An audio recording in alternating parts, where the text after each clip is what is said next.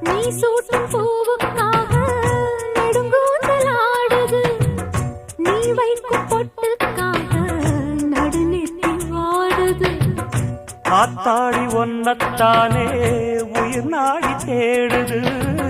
காவேரி எங்கே போகும் கடல் வந்து கூடுது.